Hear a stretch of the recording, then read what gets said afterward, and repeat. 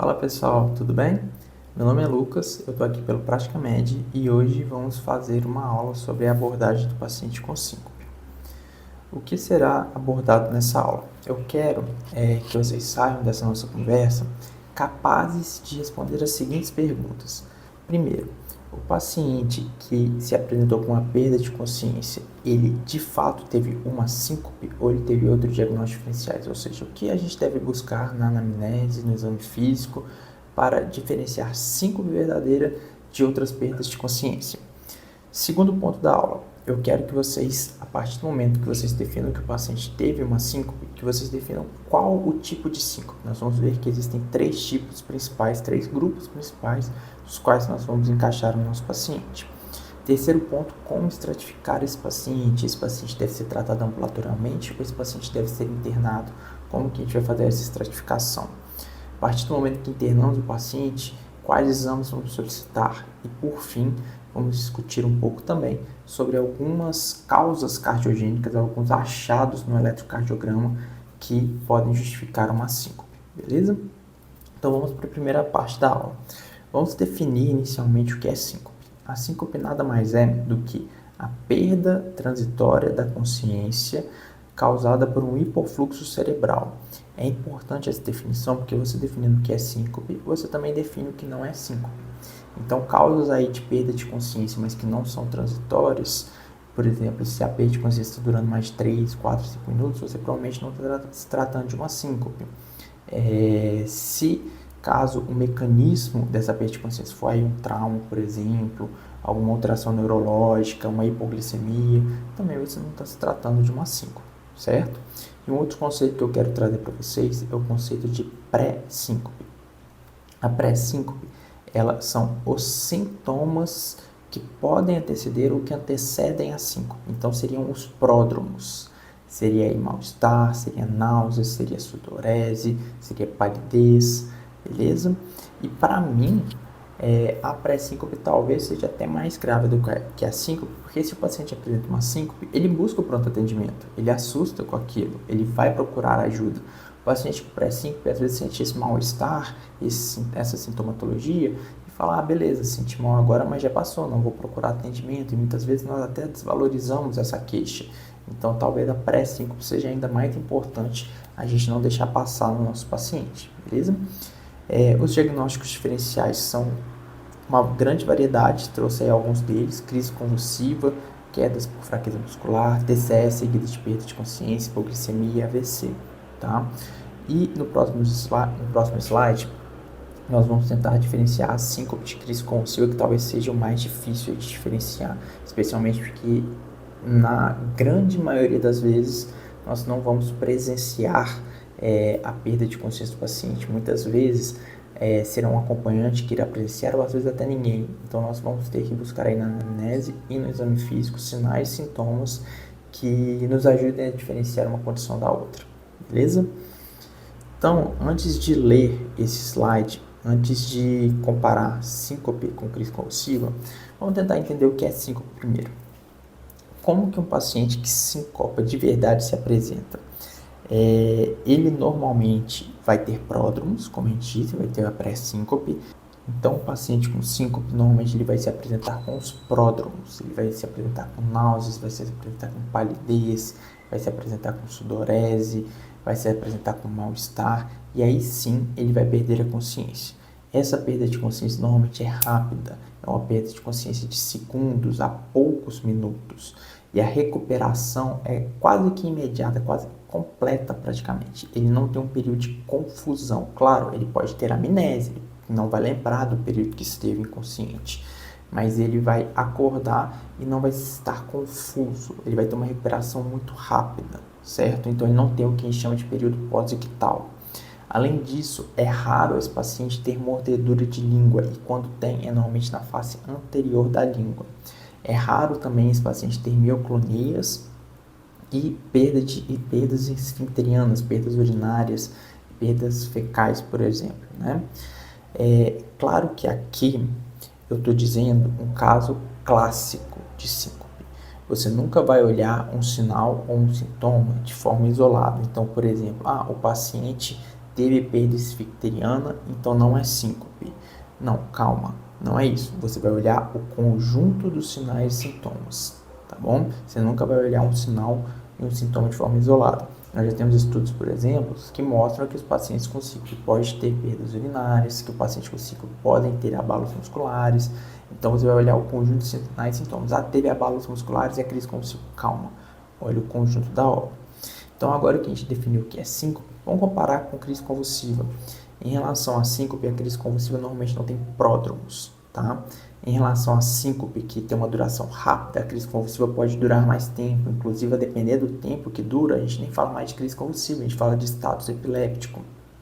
A crise convulsiva muitas vezes vai ter um período de confusão no momento que o paciente recobra a consciência, que é o período que a gente chama de pós-ictal, e ele pode ter sintomas neurológicos persistentes no pós-ictal, que a gente chama de paralisia titóide, que são sintomas neurológicos que simulam um AVC, por exemplo, e pode demorar até 24 horas para melhorar desses déficits pós-crise convulsiva. Na crise convulsiva, é comum ter mordedura de língua, normalmente na face lateral da língua. Na crise convulsiva, é comum ter perdas esfincterianas. Então, de novo, nunca olhe um sinal e um sintoma de forma isolada, olhe o conjunto da obra para você definir se é síncope ou crise convulsiva, tá bom? Então, até aqui o que a gente viu. O paciente chegou para você se perguntou se é síncope de verdade, fez a anamnese, o exame físico e diferenciou de outras causas. Vamos partir agora para o paciente que a gente já definiu que é síncope e a gente vai tentar encaixar em algum grupo etiológico, em algum grupo sindrômico, desculpa. Nós temos 3 grupos de síncope, tá? Que é a síncope reflexa, a síncope por hipotensão ortostática e a síncope cardíaca. Todas elas são causadas por um hipofluxo cerebral, só que cada uma é causada por um mecanismo diferente. Na síncope reflexa, por exemplo, você tem um reflexo cardiovascular anormal, uma resposta do seu organismo a algum estímulo externo que leva aí uma bradicardia ou uma vasodilatação periférica, causando essa redução do débito cardíaco que reduz a perfusão cerebral, reduz o fluxo cerebral, beleza? Na hipotensão ortostática, você tem uma alteração da compensação ao paciente mudar de decúbito. O paciente muda de decúbito, o corpo não se adapta, gera uma redução do débito cardíaco, que gera uma redução da perfusão cerebral, levando à perda de consciência. E a síncope cardíaca, que é uma alteração direta no coração, levando a uma alteração do débito cardíaco, que leva a uma alteração da perfusão cerebral, que leva à perda de consciência. E aí, lembrando também, o débito cardíaco é igual a frequência cardíaca vezes volume sistólico. Então, se você tem uma arritmia levando a uma alteração da frequência cardíaca, isso pode gerar síncope. Se você tem alguma alteração no volume sistólico que engloba pré-carga, pós-carga e contratilidade cardíaca, você também pode ter uma diminuição do débito cardíaco, que pode ter uma diminuição da perfusão cerebral, que pode levar a uma perda de consciência.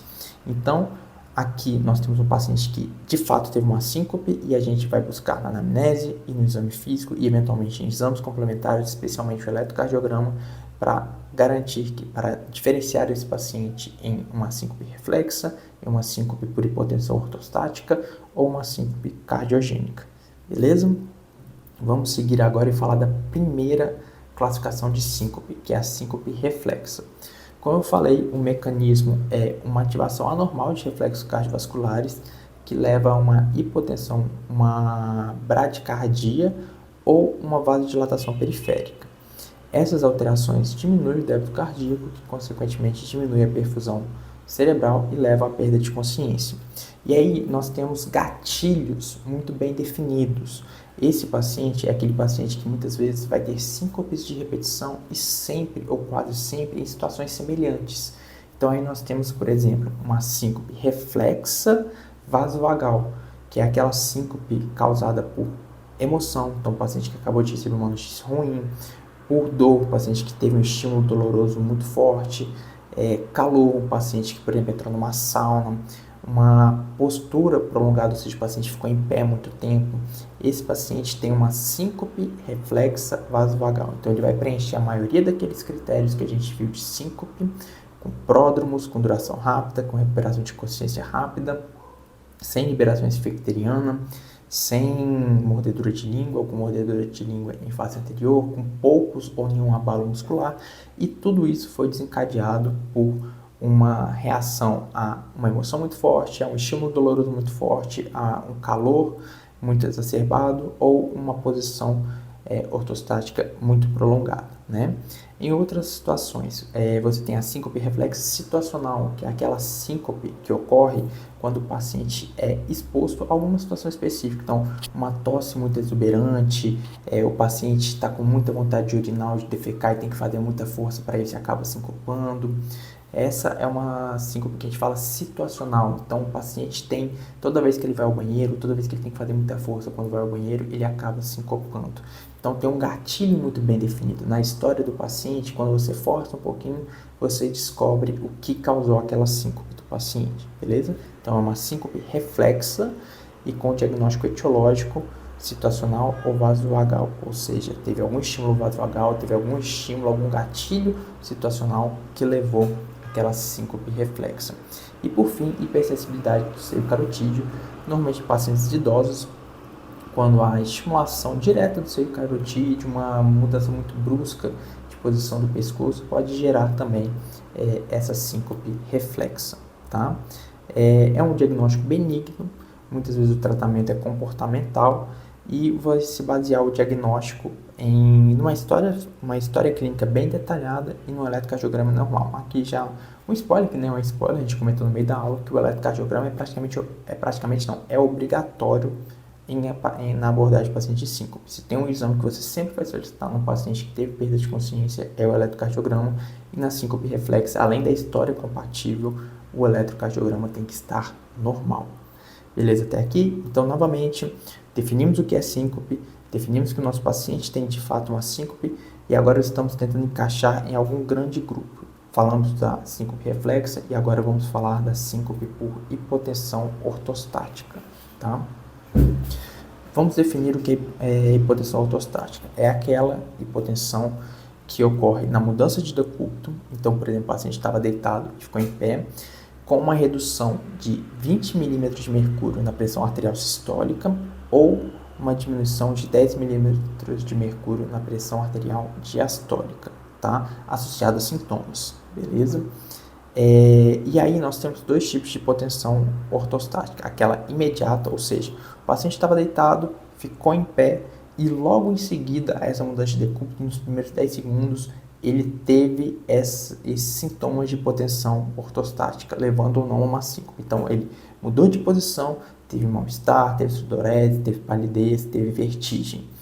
E tem aquela hipotensão ortostática tardia, que é normalmente a que a gente mais passa batido do pronto-socorro, que é aquela que ocorre minutos após a mudança de posição.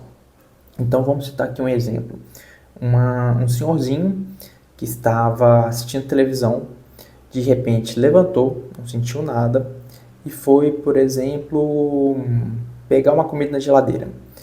Ficou lá uns 5 minutos em pé, 5 minutos depois que ele já tinha levantado, ele apagou. Não sentiu nada, simplesmente apagou. Esse paciente chega para você com essa história do pronto-socorro e fala: eu estava pegando comida na geladeira, eu estava cozinhando alguma coisa e apaguei sem sentir nada. Você pensa, é uma síncope, liga e desliga, é uma síncope cardiogênica. Só que aí quando você vai buscar melhor na anamnese, você pergunta: beleza, mas o que você estava fazendo antes disso? Eu estava sentado assistindo televisão. E qual foi o tempo aí de você levantar e fazer a sua comida, buscar a sua comida na geladeira? Em torno aí de uns 3, 5 minutos, às vezes até 10 minutos.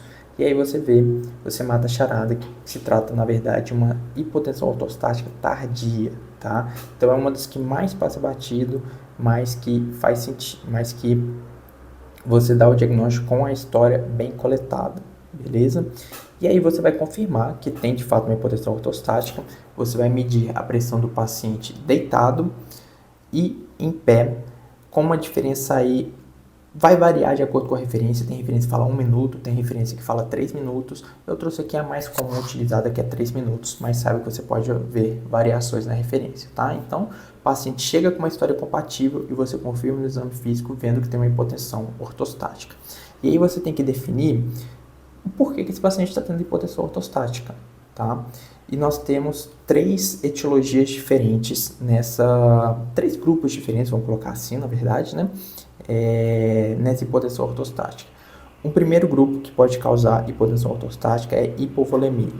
Nesse caso, na maioria das vezes, a causa vai ser um pouco mais óbvia. Então, por exemplo, um idoso que não está bebendo água porque não tem um centro de sede, o estímulo de sede bem preservado, uma pessoa que está com uma diarreia, com vômitos, um paciente que chegou com uma hemorragia digestiva alta, tendo hematêmese, tendo melena. Então, nesse caso, na maioria das vezes, a história vai ser compatível, vai ser mais florida, você vai ver que ele tem hipovolemia, você vai confirmar uma hipotensão postural e você vai ver que a síncope é por causa dessa hipotensão postural. Claro que tem causas que vão exigir um pouco mais de raciocínio, por exemplo, o paciente pode estar aí com uma síndrome nefrótica, levando a uma hipovolemia que causa uma hipotensão ortostática, enfim, pode ter várias coisas, mas de uma forma geral a história vai ser um pouco mais florida. Lembre-se também de perguntar os medicamentos que esse paciente usa, porque muitos medicamentos podem levar a hipotensão ortostática, pode causar até hipovolemia, dependendo de diuréticos como hidroclorotiazida, furosemida, vasodilatadores, hidralazina, antihipertensivos, IECA, branlodipino. Dentre os vasodilatadores eu destaco aqui, por exemplo, os alfa-bloqueadores como doxazosina, paciente com hiperplasia prostática benigna. É muito comum usar doxazosina e isso é a causa da hipotensão postural, tá? Então, a síncope ortostática, veja se tem sinais de hipovolemia, reveja as medicações e aí, por fim, veja a parte neurológica do paciente, vê se ele tem aí, por exemplo, pega para algum quadro demencial como doença de Parkinson, demência do corpus Lewy, diabetes mal controlados pode levar a alguma desautonomia, causas mais raras, mas que sempre tem que ter em mente como amiloidose. Tenha em mente que o seu paciente pode ter uma hipotensão ortostática, pode ter uma síncope ortostática por causas neurológicas, tá bom? Então, de novo, o paciente chegou, definiu o que é síncope, viu que o seu paciente tem síncope, vamos encaixar em algum grande grupo. Síncope reflexa, síncope ortostática e dentro desse grande grupo você vai investigar o gatilho, a etiologia dessa síncope, tá? E agora, o terceiro grande grupo, que é a síncope cardíaca, que é aquela que a gente tem medo, é aquela que podemos dizer que muitas das vezes vai ser ameaçadora à vida e que no pronto-socorro você não pode deixar passar batido, que é a síncope cardíaca, que é a síncope que a gente fala que é uma síncope de alto risco. Como que a gente vai ver, como que a gente vai pensar as etiologias da síncope cardíaca? Duas principais, causas arritmogênicas e causas estruturais obstrutivas. As causas arritmogênicas eu vou destacar bastante bradiarritmias, depois taquiarritmias e não se esqueçam da síndrome do QT longo, muitas vezes passa batido, a gente não procura tanto isso no eletrocardiograma, mas você sabendo que existe, você não vai deixar mais passar batido isso. Causas estruturais, principalmente estenose aórtica, miocardiopatia hipertrófica, causas agudas como o infarto agudo do miocárdio, embolia pulmonar, dissecção de aorta. Então, nós temos aqui coisas que a gente não pode deixar de perguntar ou avaliar no exame físico, que eu chamei aqui de red flags. Na anamnese, síncopes que acontecem durante o esforço físico. Então, o paciente, por exemplo, está correndo, está puxando peso na academia e de repente desmaia. Essa síncope chama atenção para uma síncope cardiogênica e a gente lembra muito aí, por exemplo, de miocardiopatia hipertrófica. Síncopes com ausência de pródromos, que é a síncope desliga e liga, ou liga e desliga, como você preferir chamar, aquela síncope que o paciente está acordado, está conversando, está normal, 100% e de repente ele apaga. Essa síncope liga e desliga chama atenção para uma causa cardíaca. E aí a gente tem aí, por exemplo, taquicardias ventriculares, fibrilação ventricular, entre outras causas, tá? Inclusive causas agudas como IAM, como TEP, beleza? História prévia de cardiopatia estrutural, às vezes o próprio paciente já chega para você e fala, eu tenho uma estenose aórtica, eu tenho um infarto prévio, às vezes o paciente mesmo já te entrega essa história. História familiar de morte súbita, pergunte antecedentes familiares desses pacientes, também chama atenção na história do paciente com uma síncope cardiogênica. E embora que eu tenha falado de ausência de pródromos, tem um pródromo que eu quero que vocês prestem, que vocês lembrem sempre e perguntem ativamente para o seu paciente no momento de tentar identificar se é síncope cardíaca, que é palpitações. Pacientes que logo antes de desmaiar sentiram palpitações também fala de causas arritmogênicas para essa síncope. E um outro tipo de síncope é aquela síncope em decúbito. O paciente está deitado, sem fazer nada, e de repente apaga. Essa síncope também chama atenção. No exame físico, eu não coloquei aqui na imagem, mas anota aí também para você procurar. Lembrar, óbvio, de auscultar o paciente, procurar por sopros, palpar pulsos, ver se há assimetria de pulso, pensando em dissecção de aorta, aferir a pressão em ambos os membros para ver se também não tem a dissecção de aorta. E lembrar também do que a gente falou na síncope ortostática, de medir a pressão deitado e em pé, beleza? Apesar disso entrar aqui na busca de síncope por etiologia de proteção postural, proteção ortostática, mas lembre-se disso também no exame físico. E aqui, o que procurar no eletrocardiograma? Como nós falamos aí, taquiarritmias, bradiarritmias, síndrome de QT, mas eu trouxe alguns aqui para a gente treinar. Vamos começar falando desse primeiro aqui. Esse primeiro eletrocardiograma, o que a gente vê? A gente vê aqui, vamos pegar D2 longo. Você tem uma onda P, precedida no QRS, logo depois uma onda T, e aí vem onda P sem QRS, onda P sem QRS, onda P sem QRS, onda P, QRS. Você tem uma total dissincronia, uma assincronia entre átrio e ventrículo. Você tem onda P não gerando QRS em todas suas, você não tem todas as ondas P gerando QRS. Isso mostra pra gente o bloqueio atrioventricular total, ou de terceiro grau, se você preferir.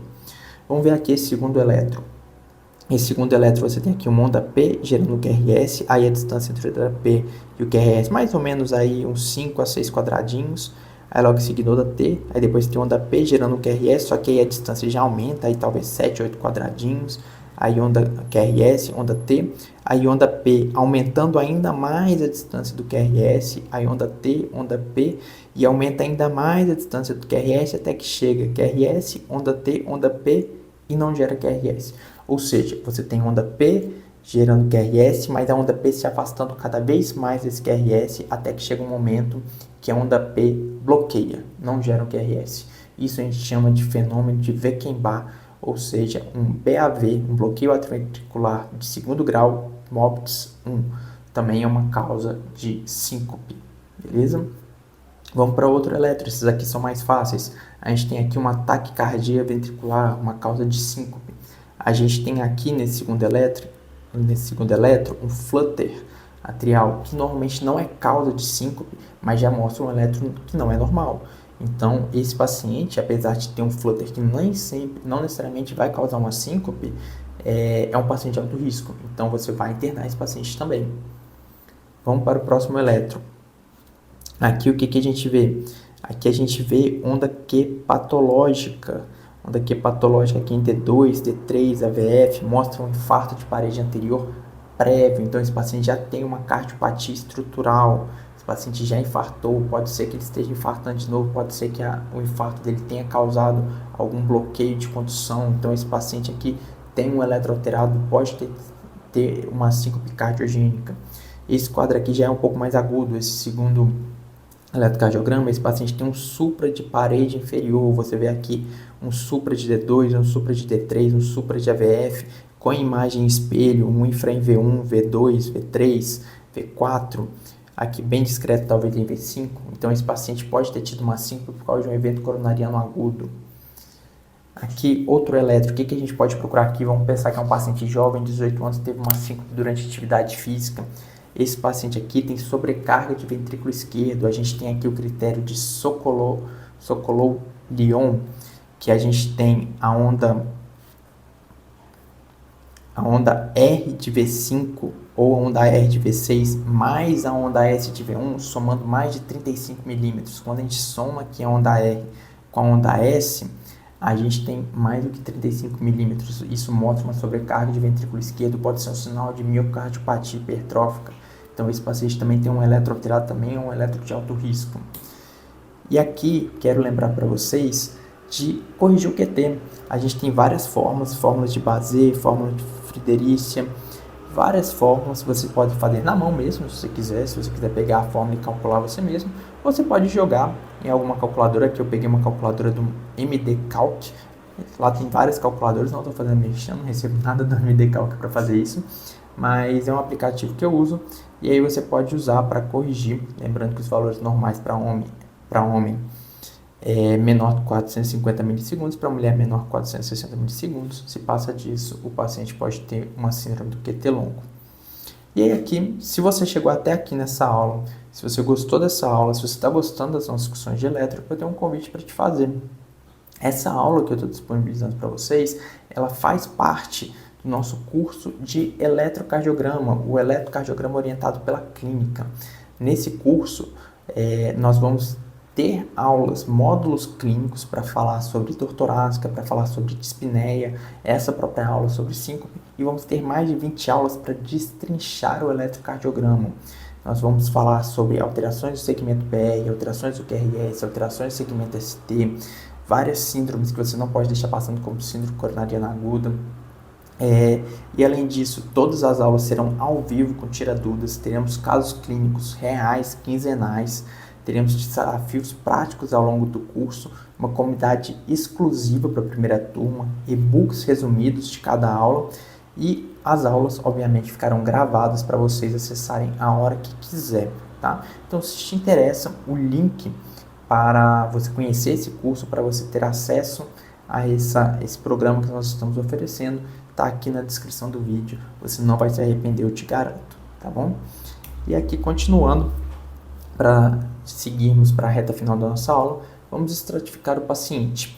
Primeiro ponto, eu devo usar scores para utilizar esse paciente, e aí eu trago dois scores para vocês, o score de Exis e o score de Ozio. Você pode usar scores se você quiser, se você for um médico recém-formado, um médico ainda inexperiente na abordagem 5, você pode usar esses scores para definir se o paciente é alto ou baixo risco, se ele deve se internar ou continuar a investigação ambulatorial, mas não há superioridade entre scores e avaliação clínica. Se for um médico com experiência na abordagem 5, se for um médico cardiologista, se for um médico clínico, você está autorizado a usar o seu julgamento clínico, a coletar a história, fazer o exame físico, fazer o eletrocardiograma, tirar suas próprias conclusões, tá? Mas você não se sente seguro, use os scores, e aí outros dois scores são muito semelhantes, tá bom?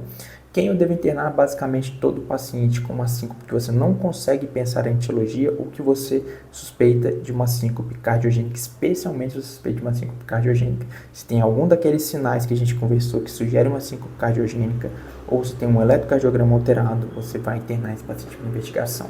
Internou esse paciente, quais exames são essenciais? Um ecocardiograma, você vai ver aí doenças valvárias, você vai ver se há hipertrofia de ventrículo esquerdo, se há uma miocardiopatia hipertrófica. Você vai pedir um Holter 24 horas para ver se tem alguma arritmia. E aqui uma crítica ao Holter é o seguinte, que você vai pedir, é um exame praticamente obrigatório, mas o Holter, ele é feito na internação. O paciente que sincopou ambulatorialmente, ele estava tendo a vida dele normal, estava trabalhando, estava estudando, estava caminhando, estava fazendo as suas coisas habitualmente. E na internação, o paciente vai ficar a maior parte do tempo deitado. Então, é um paciente que você não vai conseguir reproduzir as condições clínicas que levaram ele à síncope de forma ambulatorial. Então, existe essa crítica aí ao Holter 24 horas, mas é um exame que você vai fazer. Outro exame que pode ser rotina em alguns serviços, mas não é consenso na diretriz, que é duplex de carótidas.